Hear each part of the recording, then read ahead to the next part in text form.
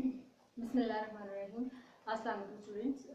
Today we're going to start very easy topic and a very short topic जो कि 4 या 2 marks के लिए आपकी examination point of view से बड़ा important है and you have to learn and watch the videos. Before starting the video, I request you to please subscribe our channel. अगर आपको वीडियोस पसंद आ रही हैं तो प्लीज़ सब्सक्राइब द चैनल, और अगर आपको कुछ और रिक्वायरमेंट है, कुछ और आपको वीडियोस चाहिए about your physics lesson, about your English lesson, you can ask us, even about bio and chemistry as well. तो कमेंट्स में आप पूछ सकते हैं कि हम आपको किस तरह की, हमें बता भी सकते हैं कि हम आपको किस तरह की वीडियोस प्रोवाइड करें. बिफोर स्टार्टिंग द टॉपिक मैं आपको अबाउट सम मशीन्स कुछ बताऊंगी कि व्हाट मशीन इज. मशीन क्या करती है, that do work easy for human beings. ठीक है, मशीन का क्या काम है कि हम जो काम बहुत टाइम लगा के, एनर्जी लगा के, पावर लगा के करते हैं, machine did that work within less time and with the less energy and less power. ठीक है, तो वो मशीन जो कि कम इनपुट से, जो कि कम एनर्जी से ज्यादा आउटपुट दे, तो that machine is called more efficient machine. तो इसी मोर एफिशिएंट मशीन को ही यूज करके हम आज का टॉपिक स्टार्ट करते हैं. The topic is efficiency. Efficiency का बेसिकली मतलब ये है कि how the machine is efficient, कि कितना काम जल्दी से वो कर सकती है और with in by using small input. ठीक है, तो efficiency basically it is the ratio of output over input. अब आउटपुट क्या चीज है और इनपुट क्या चीज है. मशीन की आउटपुट, फॉर एग्जांपल कि fan is a very simple machine जो कि आपके घर में है. इनपुट कहाँ से आएगी, हम उसको इनपुट देंगे to switch on the button. ठीक है, by switching on the button we are giving the input to the machine, और वो जो है वो इट स्टार्ट रनिंग, अपने फिन को वो मूव करना शुरू कर देता है और आपके को जो है वो हवा मिलना शुरू कर देता है. That wind is basically the output that is coming out of it. तो इनपुट और आउटपुट का जितनी भी इनपुट हमने दी, जितनी एनर्जी हमने दी उसको काम करने के लिए उस मशीन को, that is basically the input, और जो उस मशीन ने काम किया that is called the output. तो एग्जैक्ट वर्ड्स आपकी बुक के पढ़ लेते ताकि आपको इसमें कोई मुश्किल ना हो. The efficiency of the system कोई भी मशीन का सिस्टम, ठीक है, is the ratio of the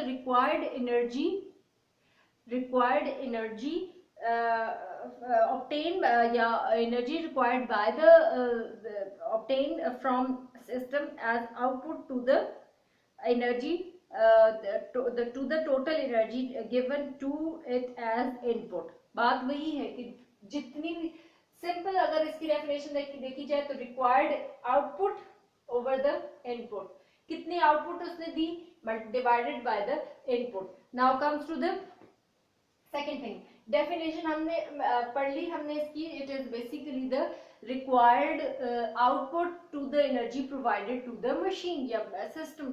ठीक है, तो ये डेफिनेशन होगी mathematical expression, the required output over the total input. Then comes to the percentage. जब भी परसेंटेज की बात आती है किसी भी चीज की, you have just to multiply it with 100, you get the percentage of anything. ठीक है, तो परसेंटेज एफिशिएंसी है, तो यही वही चीज उसको आपने किससे मल्टीप्लाई कर देना है, 100 से. You get the percentage of the system. Now comes to the ideal system. Ideal system क्या है. आइडियल सिस्टम वो है जिसको जितनी इनपुट दी जाए वो उतनी ही आउटपुट प्रोड्यूस कर दे, वो आइडियल सिस्टम है. Obviously ideal system can not be a real system, क्योंकि आइडियल मीन्स के हम आइडियल मीन इमेजिनरी, वो इमेजिनरी ही रहता, तस्वुराती ही रहेगा, वो हकीकत नहीं बन सकता. क्योंकि जितनी भी एनर्जी आप लगाओगे मशीन को दोगे, कुछ ना कुछ as a form of sound and heat energy जो है वो लॉस होती है. Output should never be equals to input. ये तो नेचर है, सिर्फ खुदा ही 100% है लाइक यूनिवर्स में, बाकी सब चीजें 99.999 तक जाती, 100% कोई भी चीज नहीं है। तो जितनी भी इनपुट आप देते हैं that should not be equals to the output। लेकिन आइडियल सिस्टम, हम जब इमेजिनरी सिस्टम हम कंसिडर करते हैं तो उसका मतलब ये है जितनी इनपुट आपने दी और उस सिस्टम ने उतना ही काम किया। Like the system is 100% efficient, तो इसका मतलब ये कि इस तरफ भी 100 आ गया और output over input multiplied by 100, this 100 is cancel out by this, तो इसका क्या मतलब हुआ, 1 आउटपुट ओवर इनपुट। ठीक है, क्रॉस मल्टीप्लिकेशन की ये क्या मतलब, ये आपको दिया input is equals to output, और input is never ever equals to the output. जितनी भी एनर्जी दोगे, जितना भी आप उसको मशीन को काम करने के लिए एनर्जी दोगे, वो उतना काम करेगी, लेकिन कुछ ना कुछ एनर्जी जो है वो in the form of heat and sound जो है वो कुछ ना कुछ जो है वो एनर्जी लॉस भी होती है। ठीक है, now comes to the next topic, this is also very important and short topic और बहुत आसान टॉपिक, पावर।